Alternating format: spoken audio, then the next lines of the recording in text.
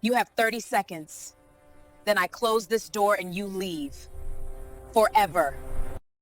6 months of peace, a baby sleeping safely in her crib, a life built on the ashes of an empire he'd burned down. And then the knock came. 3 men, expensive suits, dead eyes. The lead one spoke in Korean. "Your father is dying. He wants to see his granddaughter."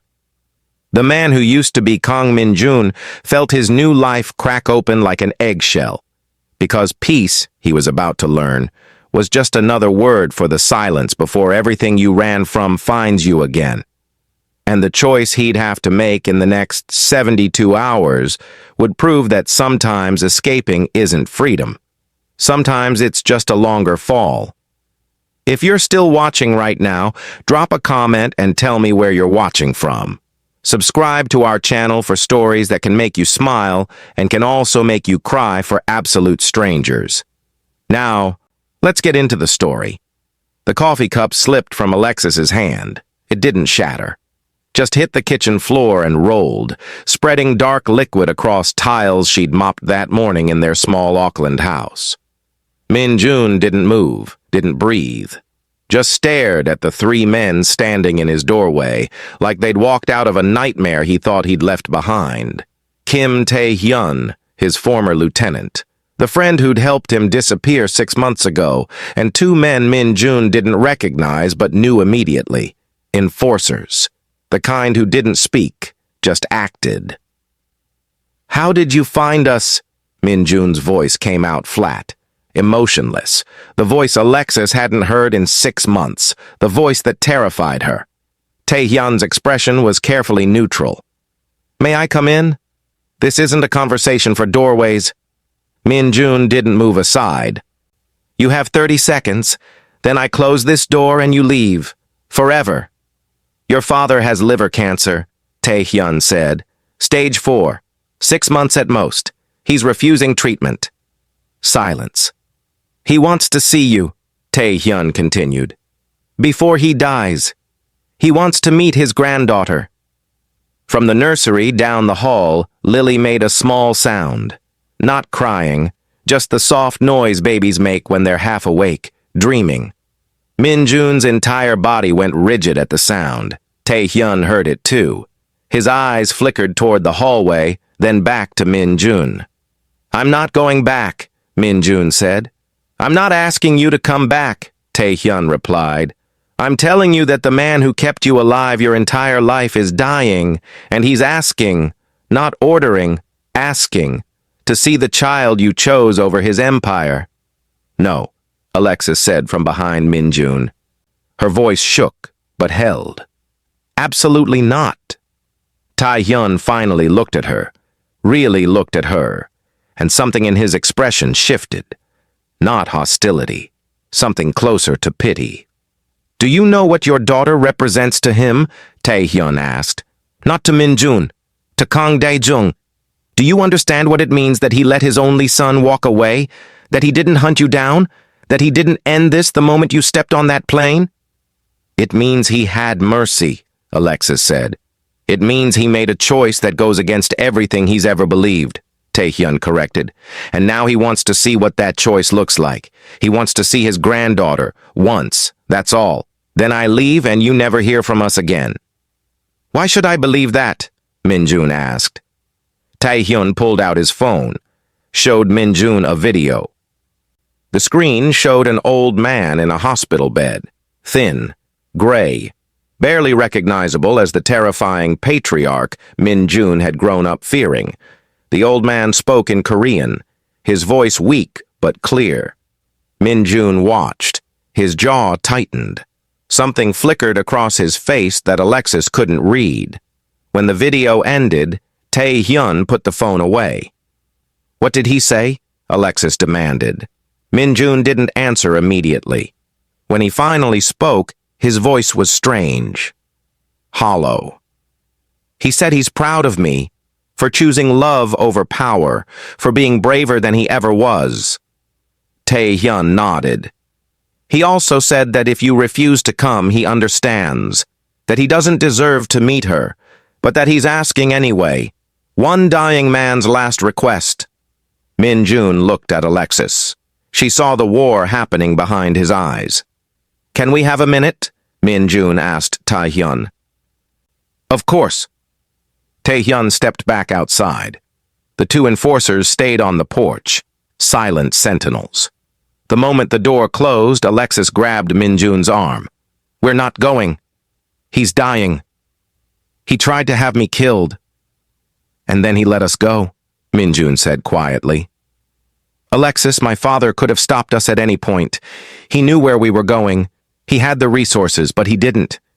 He let me walk away. Let us walk away. Do you understand how impossible that is? How against everything he believes? So what? We owe him now? I don't know what we owe him, Min Jun admitted, but he's my father. And he's dying. And I need you to tell me what you need me to do. Because I will do it. If you say we stay here, we stay. If you say we go, we go. This is your choice. Alexis looked toward the nursery, at the life they'd built, the peace they'd found. And she thought about Min Jun 3 months from now, 5 years from now, carrying the weight of not saying goodbye to the man who'd given him life. Even if that man had also given him nightmares. If we go, Alexis said slowly, we go together. All 3 of us. You don't leave my sight, not for a second. Agreed. And the moment I feel unsafe, the moment anything feels wrong, we leave. Immediately. No explanations. Agreed. And Min Jun? Alexis's voice broke. You promise me that going back there, even for a visit, won't change you. That you won't become who you were. Min Jun pulled her close. I promise. But they both heard the uncertainty in his voice, because some promises are impossible to keep. What Alexis didn't know yet, what Min Jun hadn't told her, was that the video Tae-hyun had shown him contained more than just his father's request. At the end, after asking to see his granddaughter, Kang Dae-jung had said something else, something that changed everything. He'd said, I'm sorry. In 32 years of life, Min Jun had never heard his father apologize for anything. Not for the violence, not for the fear, not for raising a son in a world where love was weakness and trust was suicide. But in that video, dying and alone, the old man had looked into the camera and said 2 words in Korean that rewrote their entire history. I'm sorry. And Min Jun knew in that moment that this trip to Seoul wasn't just about a dying man wanting to meet his granddaughter. It was about a father trying to make peace with a son before it was too late. What Min Jun didn't know yet, what he wouldn't discover until it was too late to turn back, was that his father's apology came with a price, and that some debts can only be paid in blood. The flight to Seoul was booked for the next morning, private jet, Tae-hyun's arrangement, first-class luxury that felt like flying toward execution. Alexis packed mechanically, diapers, formula, the small stuffed rabbit that Lily slept with. Min Jun made phone calls, arrangements, backup plans, because a man who'd spent his entire life surviving in a world of violence didn't walk back into that world without insurance. That night, they didn't sleep. Min Jun stood over Lily's crib, watching her sleep, memorizing the peaceful rise and fall of her chest. What are you thinking? Alexis asked from the doorway. That I'm bringing her into the world that almost destroyed me, and I don't know if I'm brave or stupid. Maybe both, Alexis said. She came to stand beside him. But we're doing it together. That has to count for something. Does it? Min Jun asked. Or am I just dragging you both down with me?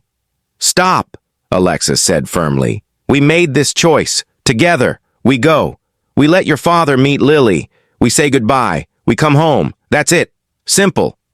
But nothing about Kang Min Jun's life had ever been simple, and walking back into his father's world, even for a visit, was about to prove that some doors, once opened, can never be closed again. Seoul looked exactly the same and completely different. The city lights, the crowds, the familiar smell of street food mixing with exhaust fumes. Min-jun had grown up in this city, had ruled parts of it, had learned to navigate its dark corners and hidden hierarchies. But 6 months in Auckland had changed him. Or maybe just revealed who he'd always wanted to be underneath the armor. Now Seoul felt foreign, hostile, like a language he'd once been fluent in but had started to forget. The car that picked them up from the airport was black, bulletproof glass, driver who didn't make eye contact. Alexis held Lily closer. "Where are we going?" she asked. "My father's estate," Min-jun replied. "The main house." "The one where I worked?" "Yes." Alexis felt her stomach turn. The last time she'd been in that house, she'd been invisible. Help. Furniture with a pulse. Now she was walking in as Min-jun's... What? Wife? They weren't married. Partner? That felt too casual. The mother of his child and the woman he'd abandoned an empire for? That felt more accurate and more terrifying. The gates of the Kang estate opened automatically. Alexis recognized the gardens, the driveway, the oppressive weight of old money and older violence. But something was different. The house was quiet, too quiet. No guards patrolling, no staff bustling, no sense of the controlled chaos that usually surrounded powerful men. Just silence and shadows. Tae-hyun met them at the front entrance. "He's upstairs," Tae-hyun said quietly. "In his bedroom. The doctor is with him." "How bad?" Min-jun asked in Korean. Tae-hyun responded in Korean. Whatever he said made Min-jun's expression tighten. "What?" Alexis demanded. "What did he say?" "My father is worse than the video showed," Min-jun translated. "He's been refusing pain medication. Wants to be alert when we arrive." "That's insane," Alexis said. "That's pride," Min-jun corrected. They climbed stairs Alexis had once cleaned on her hands and knees, walked hallways she'd once moved through like a ghost. Now everyone they passed stopped and stared. At Min-jun, the prodigal son who'd walked away. At Alexis, the housekeeper who'd stolen him. At Lily, sleeping peacefully in her carrier, unaware she was the center of a drama she hadn't asked to be part of. At the end of the hallway, 2 guards stood outside a closed door. They saw Min-jun and immediately bowed. One opened the door without being asked. The room beyond was dark except for a single lamp by the bed. In that bed, looking impossibly small and frail, was Kang Dae-jung, the man who'd terrorized Min-jun's entire childhood. The man who'd built an empire on fear and maintained it through calculated violence, the man who was dying. His eyes opened when they entered, focused immediately on Min-jun, then shifted to Alexis, then dropped to the baby carrier. His expression changed, softened in a way Alexis had never seen. He spoke in Korean, weak but clear. Min-jun responded. Alexis understood none of it but heard the tension. Then Dae-jung gestured toward Lily. "He wants to see her," Min-jun translated. "I gathered that," Alexis said. She looked at this dying man, this stranger who was Lily's grandfather, this monster who'd tried to have her killed but had also let them go. And she made a choice she'd probably regret. She lifted Lily from the carrier. The baby stirred but didn't wake. Alexis walked to the bedside. Close enough that Dae-jung could see his granddaughter clearly. The old man stared, and for the first time since entering the room, Alexis saw genuine emotion on his face. Wonder, regret, something that looked almost like love. He reached out one shaking hand. Alexis hesitated, then let him touch Lily's small fist. The baby's fingers wrapped around one of his instinctively. Dae-jung made a sound, half laugh, half sob. He spoke. Min-jun translated. "He says she has my eyes, my mother's chin, the Kang stubbornness already showing in how she grips his finger." Alexis felt unexpected tears, because whatever else this man was, whatever he'd done, In this moment, he was just an old man meeting his granddaughter for the first and last time. Dae-jung spoke again, longer this time, his voice getting weaker. Min-jun listened. His expression shifted through several emotions Alexis couldn't name. When his father finished, Min-jun stood there, frozen. "What?" Alexis asked. "What did he say?" Min-jun's voice came out rough. "He said that looking at Lily, he understands now why I left, that he never gave me permission to choose love over duty, but seeing what that choice created, he wishes he'd been brave enough to make it himself." Dae-jung spoke again, directly to Alexis this time, even though she couldn't understand. Min-jun translated, "He's apologizing to you, for threatening you, for trying to force me to send you away, for being the kind of man who believed fear was love." Alexis didn't know what to say, didn't know if there were words big enough for this moment. So she just nodded. Dae-jung seemed to understand. He released Lily's hand carefully, settled back into his pillows, spoke once more to Min-jun. "He wants to talk to me alone," Min-jun said. "Is that okay?" Every instinct Alexis had screamed no, but she looked at Min-jun's face and saw something there.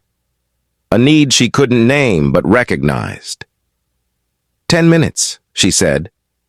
"Then I'm coming back." She took Lily and left the room. The door closed behind her, and in the hallway, holding her daughter, Alexis realized she'd just made a mistake.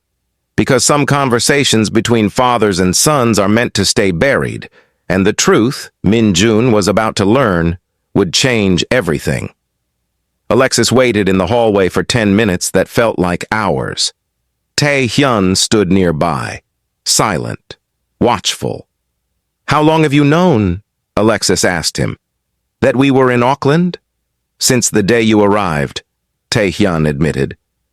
"Min-jun's father had you tracked from the moment you boarded the plane in Seoul. Then why didn't he stop us?" "Because stopping you would have proved Min-jun was right to leave.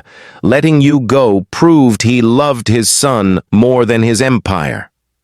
"That doesn't make sense," Alexis said. "It does if you understand Kang Dae-jung," Tae-hyun replied. "Everything he's ever done has been about legacy, building something that outlasts him. For 30 years he thought that legacy was the organization, the power, the empire. And now? Now he's realized his legacy is in that room, holding his son's hand while dying, and sleeping in your arms, the granddaughter he'll never see grow up." Tae-hyun's voice was carefully neutral, but Alexis heard something underneath. Regret? Envy? Before she could ask, the bedroom door opened. Min-jun stepped out. His face was completely blank, emotionless, the mask he wore when he didn't want anyone to see what he was feeling. "What happened?" Alexis asked. "He's sleeping. We should go." "Go where?" "We just got here. Back to Auckland. Tonight. Now." "Min-jun, what did he say to you?" "Not here." Min-jun looked at Tae-hyun, spoke in Korean. Tae-hyun's expression changed. Shock, then something darker. He responded in Korean, arguing. Min-jun cut him off, sharp, final. Tae-hyun stared at him, then nodded once and walked away. "What the hell was that?" Alexis demanded. "I'll explain in the car. We need to leave. Now." But before they could move, a woman's voice came from behind them. "Leaving so soon?" They turned. Park Ji-woo stood at the end of the hallway, Min-jun's arranged wife, the woman he'd abandoned at the altar when he chose Alexis. She was exactly as beautiful as Alexis remembered. Perfectly styled, designer clothes, expression carefully neutral, but her eyes were cold. "Ji-woo," Min-jun said carefully. "Husband?" she replied. The word dripped with venom. "Or should I say former husband? Since you're legally dead now."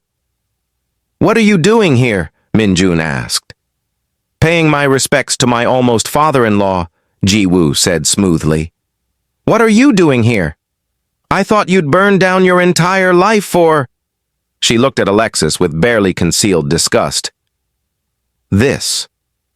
"Watch yourself," Min Jun said, and his voice dropped into that dangerous register Alexis recognized. "Or what?" Ji-woo asked. "You'll kill me? You're not that person anymore, remember? You're just Miguel Santos now, construction worker, family man. Living his peaceful little life in New Zealand." Alexis felt ice in her veins. "How do you know that name?" Ji-woo smiled. "Did you really think your father's protection extended beyond his death, Min Jun? Did you think his promises meant anything once he couldn't enforce them?" "What are you talking about?" Min Jun asked, but Alexis heard fear in his voice now. "I'm talking about the contract my family placed on your head the moment we confirmed you were alive," Ji-woo said. "I'm talking about the $10 million bounty for anyone who brings me proof of your death. And I'm talking about the fact that you just walked back into Seoul of your own free will." She gestured down the hallway. 6 men appeared, armed, surrounding them. "You made this so easy," Ji-woo said. "I was prepared to hunt you across the world, but you came to me. Walked right into my territory, brought your little family like lambs to slaughter." Min Jun moved faster than Alexis had ever seen him move. He grabbed her and Lily, pulled them behind him, positioning his body between them and the armed men. "You won't touch them," he said. "I don't want to touch them," Ji-woo said. "I want to watch them watch you die. Then I want to take that baby and raise her as my own. The heir the Kang family was supposed to have. She'll grow up believing I'm her mother, believing you abandoned her, believing everything her piece of shit father stood for." "Over my dead body," Min Jun said. "Yes," Ji-woo agreed. "Exactly." She nodded to the men. They raised their weapons, and that's when the lights went out. Darkness.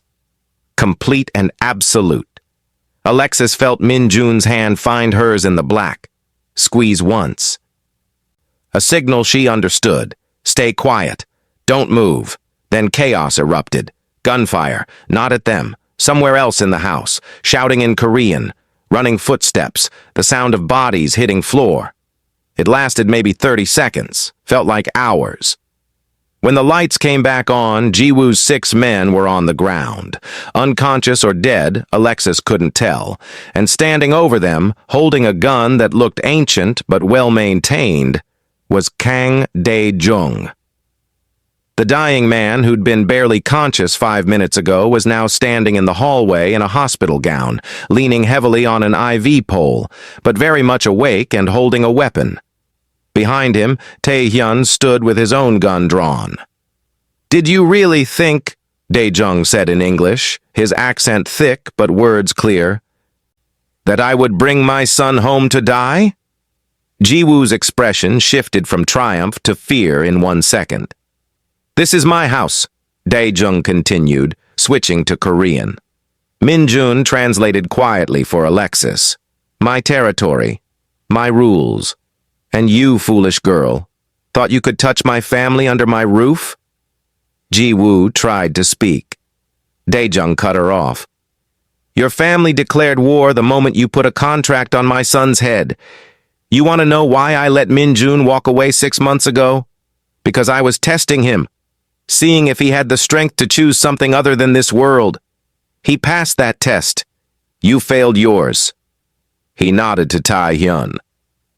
Tae-hyun made a phone call, spoke rapidly in Korean. Within minutes, more men appeared. Dae-jung's men. They grabbed Ji-woo. "What are you going to do to me?" she demanded. "Nothing," Dae-jung said. "But your family? They will pay for breaking the oldest rule. You don't touch a man's blood. Ever." He looked at Min Jun, switched back to English. "This is my last gift to you.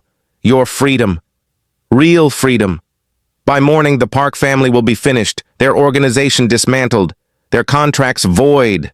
No one will be looking for you anymore. Father, you can't start a war," Min Jun said. "Not in your condition." "The war started when they put a price on your head," Dae-jung replied. "I'm ending it."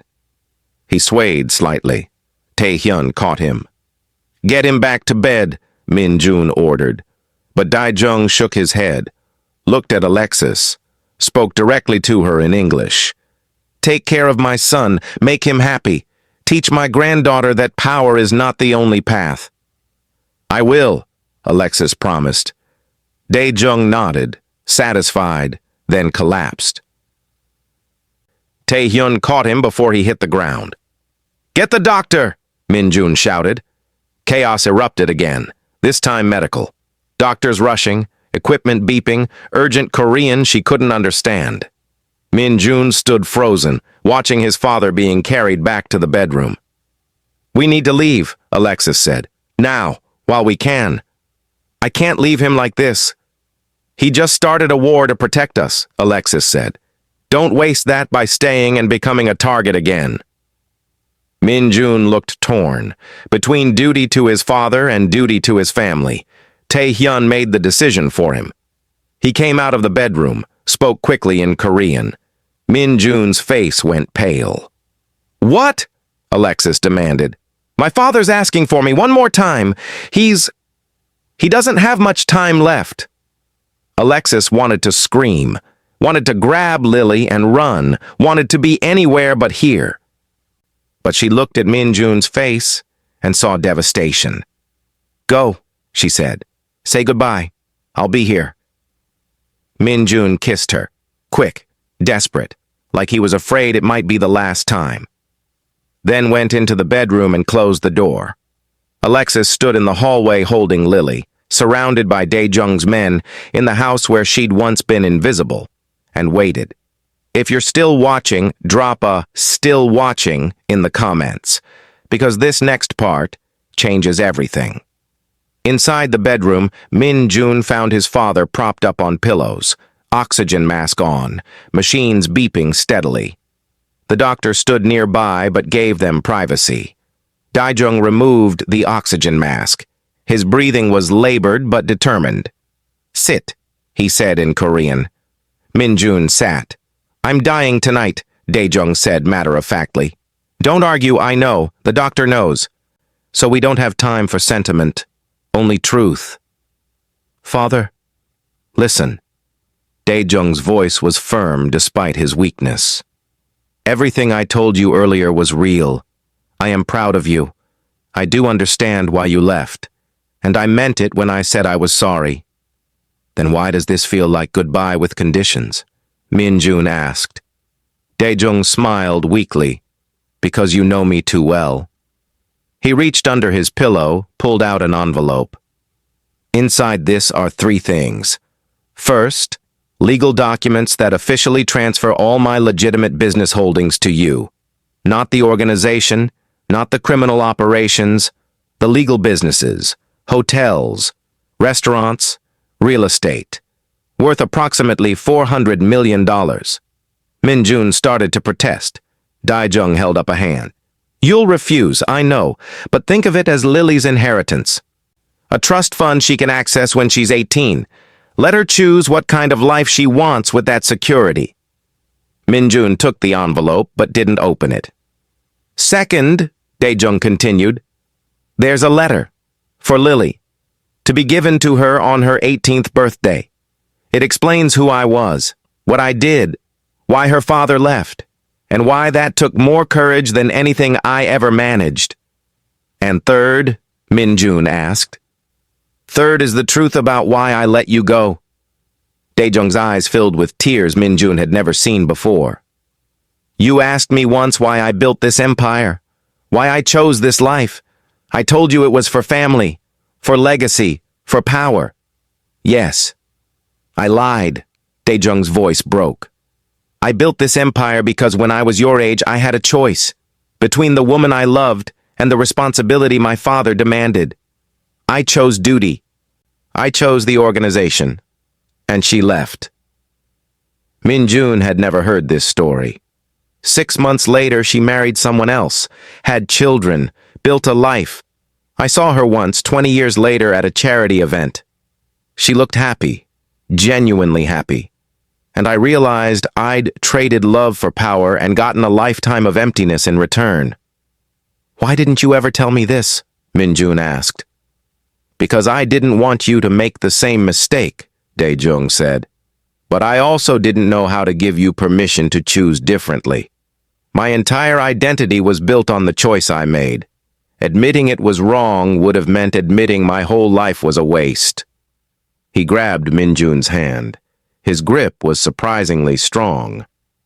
When you fell in love with that housekeeper, when I saw how you looked at her, I recognized it. The same way I'd looked at the woman I let go. And I knew you'd have to choose, duty or love, empire or freedom.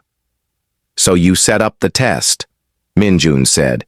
You made it impossible for me to have both. I gave you the choice I never gave myself, Dae-jung corrected. And you chose love. You chose her. You chose to walk away from everything I'd built. And in that moment, you became stronger than I'd ever been. Tears were streaming down Minjun's face now. But it cost you, he said. The organization, the alliances, everything you built. It cost me nothing that mattered, Dae-jung said. Tae-hyun runs the organization better than I ever did. The legitimate businesses will go to Lily, and I get to die knowing my son is happy, truly happy. That's worth more than any empire. He paused, breathing laboriously. The Park family war I started tonight? That's my final gift. By morning, they'll be scattered. No organization, no resources to hunt you. You'll be free, completely free. At what cost to you? Minjun asked. Starting a war in your condition? Dae-jung smiled. I'm dying anyway. Might as well make it count. He pulled Minjun closer. Promise me something. Promise me Lily never has to choose between love and duty. That you'll raise her knowing she can have both. That power and happiness aren't mutually exclusive if you choose right. I promise, Minjun said. Good. Dae-jung settled back. Now get out. Go back to your family. Live the life I never had the courage to live. I don't want to leave you alone. I'm not alone, Dae-jung said. I have my memories, my regrets, my pride in you. That's company enough for a dying man? Minjun stood, bent down, kissed his father's forehead. I love you, he said in Korean. Words he'd never said before. I know, Dae-jung replied. I always knew, even when I couldn't say it back. Now go, before I get sentimental. Minjun walked to the door, stopped, looked back. His father had already put the oxygen mask back on, eyes closed, looking peaceful for the first time in Minjun's memory. The door closed, and Minjun knew he'd never see his father alive again. In the hallway, Alexis stood waiting with Lily. Minjun came out. His eyes were red, but his face was calm. We need to go, he said. Is he dying? Yes, but he wants us gone. It's his last wish. Tae-hyun appeared. The car is ready. Private plane leaves in 2 hours. I'll escort you to the airport myself. What about the Park family? Alexis asked. Being handled as we speak, Tae-hyun said grimly. By morning, they won't be in a position to threaten anyone. The implication was clear and violent. This war, Minjun said to Tae-hyun. Is it necessary? Your father thinks so, Tae-hyun replied, and I agree. They broke the oldest rule. This isn't revenge, it's precedent, so no one ever tries this again. They walked through the house, past staff who bowed, past guards who nodded, past the library where Minjun had first really seen Alexis as more than help, past the kitchen where they'd had their first real conversation, past the ghosts of who they'd been. At the front door, Minjun paused, looked back. Any regrets? Tae-hyun asked quietly. Only that it took me so long to leave, Minjun replied. They got in the car, drove through Seoul streets that Minjun had known his entire life and would probably never see again. At the airport, Tae-hyun walked them to the private terminal. Your father left something else, Tae-hyun said. He handed Minjun a small box. Inside was a watch. Expensive. old.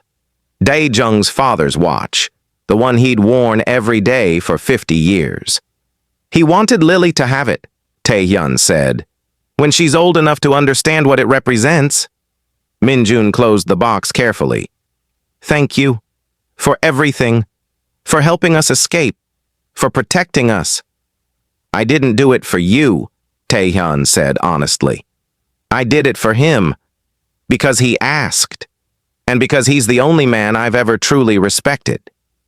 Will you tell me? When he dies? I'll tell you, Tae-hyun promised. They shook hands, then on impulse, embraced. Take care of them, Tae-hyun said. Always, Min-jun replied. The plane took off at midnight. Below them, Seoul glittered like diamonds scattered across black velvet. Min-jun held Alexis's hand and watched his city disappear. 20 minutes into the flight, his phone buzzed. One text from Tae-hyun, just 3 words in Korean. He died peacefully. Min-jun read it twice, then turned off his phone. Alexis squeezed his hand. Are you okay? No, Min-jun said honestly. But I will be. Want to talk about it? Later.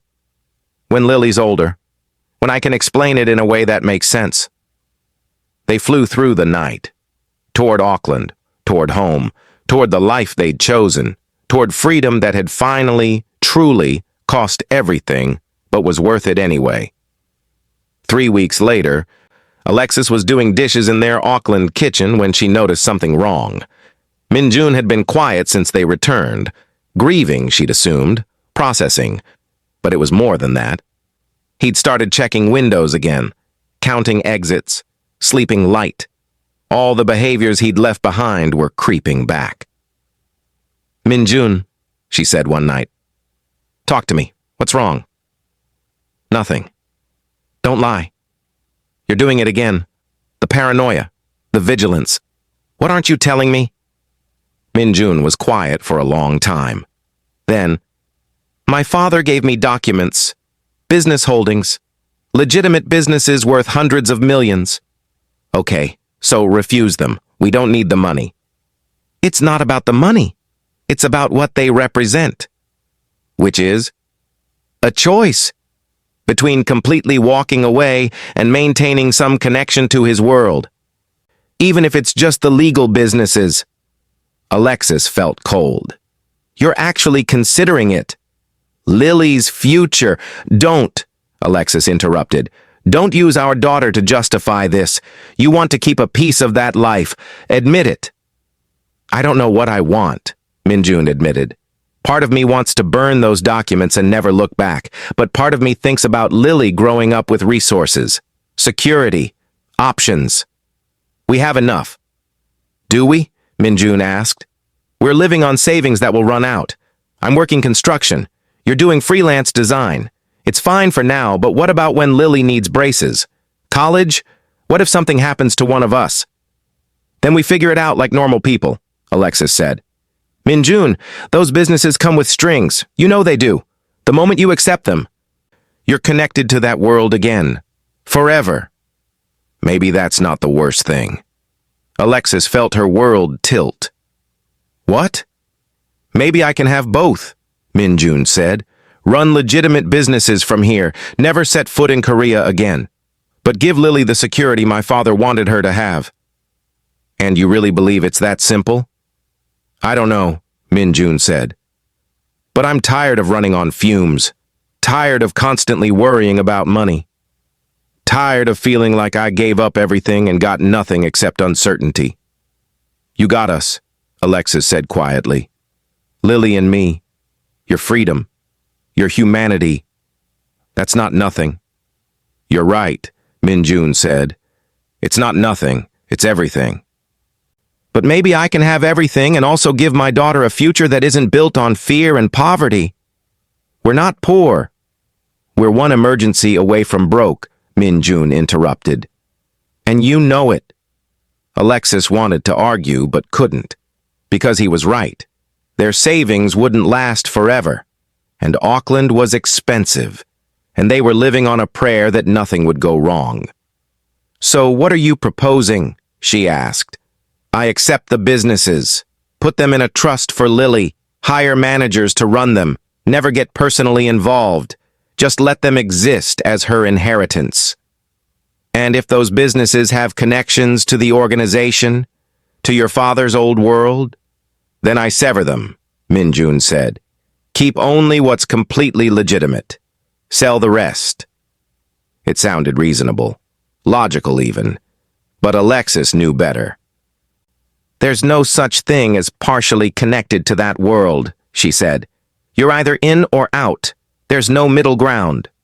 Then I'll be the first to find it, Min-jun said. Over the next month, Min-jun hired lawyers, accountants, business managers, people who understood Korean corporate law, who could audit the businesses, separate legitimate from illegitimate. The process revealed something Alexis should have expected, but didn't. Daijung's legitimate businesses weren't completely legitimate. The hotels had ties to gambling operations. The restaurants laundered money. The real estate holdings were fronts for various schemes. Everything was tangled, interconnected, impossible to separate cleanly. So we sell it all, Alexis said when the reports came in. Take whatever clean money we can get and walk away. But Min-jun was looking at the numbers differently. The hotels generate $50 million a year in actual legitimate revenue, he said. If we remove the illegal operations, they'd still generate $30 million. That's enough to fund Lily's future and then some. And who's going to remove the illegal operations? Alexis asked. You? From Auckland? With no connections and no enforcement? I hire people who can. People from that world. People who know how to operate in that world without being of it. Alexis saw where this was going. You're rationalizing, making excuses to stay connected. I'm trying to give our daughter options, Min-jun said. No, Alexis corrected. You're trying to have your cake and eat it too. You want the freedom of this life and the security of that one. And it doesn't work that way. They fought about it for weeks, Min-jun getting more entrenched, Alexis getting more afraid. Then one night, Tae-hyun called. Min-jun took the call in Korean. Alexis watched his face change. When he hung up, he looked shaken. What? Alexis demanded. The businesses, they're being targeted. Someone's trying to take them over. Hostile takeovers, aggressive moves, coordinated attacks across all the holdings. Who? Tae-hyun doesn't know, but whoever it is, they're powerful, connected, and they're moving fast. So sell, Alexis said. Sell now before it gets worse. If I sell under duress, I get pennies on the dollar. Lily's inheritance becomes nothing. Better nothing than being pulled back into that world. Min-jun was quiet, too quiet. Min-jun, don't... I need to go back, he said, just for a week. Stabilize the businesses, find out who's attacking, then come home. No. Alexis. No. Alexis's voice broke. This is exactly what I was afraid of. This is how it starts. Just 1 week. Just one problem. Just one compromise. And before you know it, you're back there. Completely. Forever. I won't let that happen. You can't promise that, Alexis said, because you don't control that world. It controls you. The moment you step back in, even for a week, you become part of it again. Then what do you want me to do? Let someone steal Lily's inheritance? I want you to choose us, Alexis said.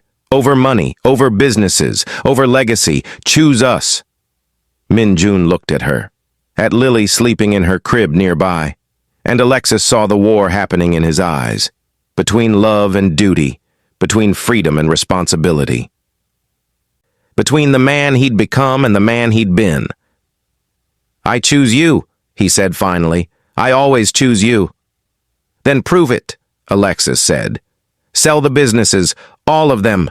Take whatever we can get and walk away completely. No ties, no connections, no last chances. Min-jun was quiet for a long moment. Then he pulled out his phone, called his lawyer, gave instructions. Sell everything, he said. All holdings. Best price you can get. But sell it all. He hung up, looked at Alexis. Done, he said. It's done. Alexis wanted to believe him, but she saw how his hands were shaking, and she knew this wasn't over. Because some choices, once made, echo forever. The business is sold in 3 months. The total, $42 million after taxes and fees.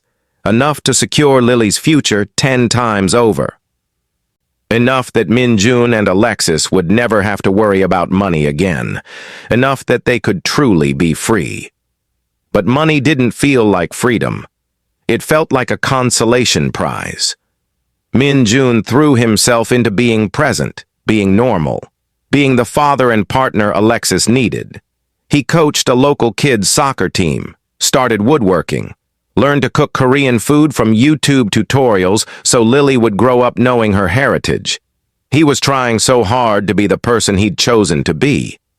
But Alexis saw the cracks, the way he'd go quiet sometimes, staring at nothing, the way he'd watch the news obsessively, especially Korean news, the way he'd check his phone constantly for messages that never came. "What are you looking for?" Alexis asked one night. "Nothing." Min-jun. He sighed. Tae-hyun hasn't contacted me since the business is sold. 3 months. Complete silence. Isn't that good? Means everything's stable. Or it means something's wrong. You're not responsible for that world anymore, Alexis reminded him. Whatever's happening there doesn't concern you. I know, Min-jun said, but his expression said otherwise. 2 weeks later, a stranger approached Min-jun at the park. Korean, well-dressed, polite. "Kang Min-jun?" he asked in Korean. Min-jun's blood went cold. "You have the wrong person. My name is Miguel Santos." "Of course," the man said. "My apologies, but Miguel Santos, who used to be Kang Min-jun, I have a message." "I'm not interested. It's from Tae-hyun. He's in trouble. The organization is fracturing. Civil war. He needs you." "I'm not that person anymore." "He said you'd say that." "He also said to tell you that the people trying to take over, they were the ones attacking your father's businesses. They targeted you specifically, forced the sale, used the money to fund their takeover." Min-jun felt his world shift. "What? The 42 million you got? It went straight to the people trying to destroy everything your father built. You funded your own family's enemy." "That's not my problem." Tae-hyun disagrees. He says you owe your father's memory better than letting his life's work be destroyed by the people who tried to kill you. "Tell Tae-hyun I'm sorry, but I made my choice." The man nodded. "He said you'd say that too, so he asked me to give you this." He handed Min-jun a phone. Burner phone. Untraceable. "If you change your mind, there's one number programmed. Call it. Tae-hyun will answer." The man walked away. Min-jun stood there holding the phone like it was a bomb. That night, he didn't tell Alexis about the encounter. He told himself he wouldn't call, that the phone would stay in his drawer, untouched, that he'd keep the promise he'd made. But 2 days later, Tae-hyun called him, on his regular phone, the one Alexis could see. Min-jun almost didn't answer, but Alexis was watching. "Hello? Min-jun." Tae-hyun's voice was rough, tired. "I need your help." "I can't. They're coming for you anyway, whether you help or not.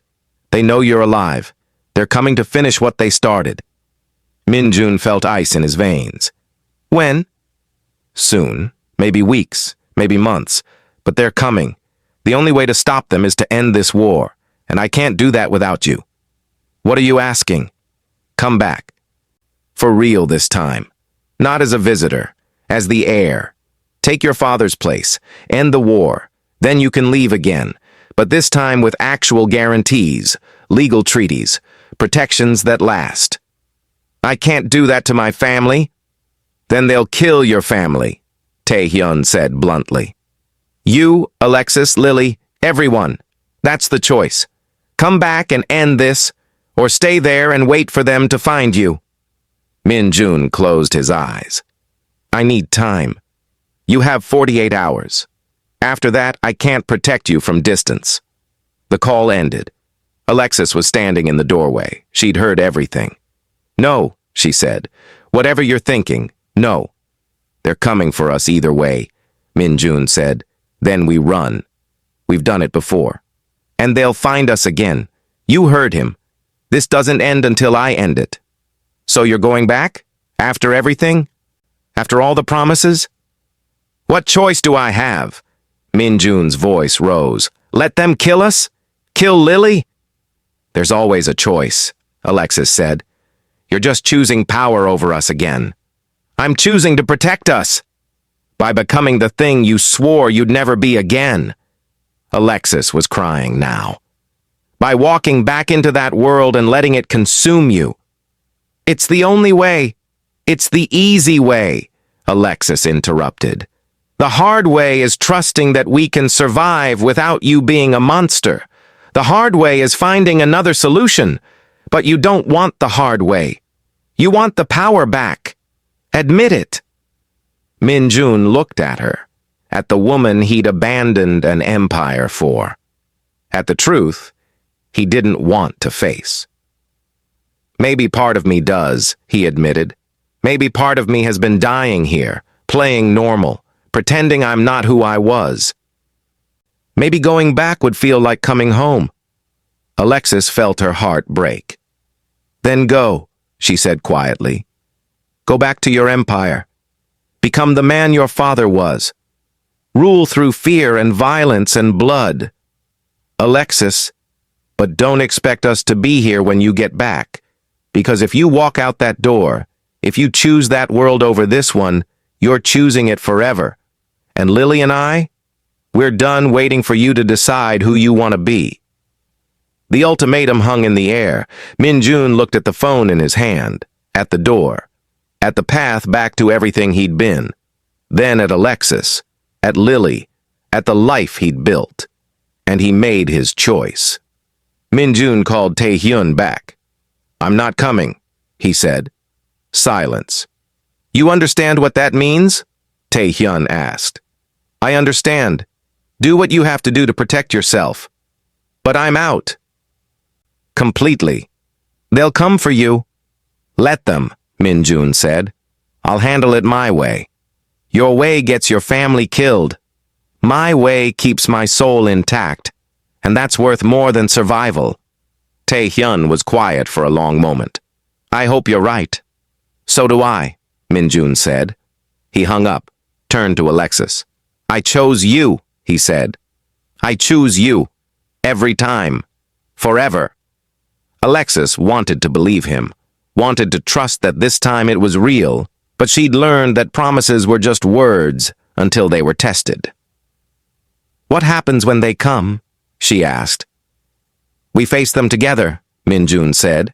As a family, not as a mafia boss and his dependents, but as equals, partners. Whatever happens, we handle it together. And if that's not enough, then we die trying, Min-jun said. But we die free. We die as the people we chose to be, not the people they tried to make us. Alexis crossed the room, took his hands. I'm terrified, she admitted. So am I, Min-jun said. But I'd rather be terrified with you than powerful without you. They held each other while Lily played on the floor, oblivious to the war being waged over her future. And they waited. For the knock that might come, for the reckoning that might arrive, for the price of freedom to be paid in full. 3 months later, nothing had happened. No threats, no attacks, no signs they'd been found. Min-jun didn't relax, didn't lower his guard, but he stopped checking his phone obsessively, stopped watching the windows quite so carefully, started sleeping more than 4 hours a night, started believing maybe that he'd actually made it out. One morning, Alexis found him on the beach at sunrise. Can't sleep? She asked. Didn't want to, Min-jun said. Wanted to watch this. The sun was rising over the ocean, painting the sky in shades of gold and pink. Lily was in his arms, wide awake, watching the light like it was magic. She's going to grow up free, Alexis said. Really free, not running, not hiding, just living. I hope so, Minjun said. Do you regret it? Choosing this over empire? Minjun thought about it. Really thought about it. Ask me in 20 years, he said. When Lily's grown, when she's making her own choices, when I can see what kind of person she becomes because of the choice I made. And if she asks about your past, about who you were, I'll tell her the truth, Minjun said, that I was a monster who learned to be human, that I ruled an empire but found freedom in walking away. That power is easy and love is hard, and I chose hard because she was worth it. Alexis leaned against him. 3 people watching the sunrise, a family built on the ashes of an empire. What if they still come? She asked. What if this peace doesn't last? Then we'll handle it, Minjun said. Together, like we always do. But in the back of his mind, in the part of him that would always be Kang Minjun, the Mafia boss who ruled Seoul with fear, he knew the truth. They were coming. Maybe not today, maybe not this year, but eventually. Because that world didn't forget. That world didn't forgive. That world didn't let go. And the question that would haunt him for the rest of his life was simple. When they came, would the man he'd become be strong enough to protect his family? Or would he have to become the monster again to save them? Some choices, he was learning, aren't made once. They're made every single day. Every moment you choose love over power.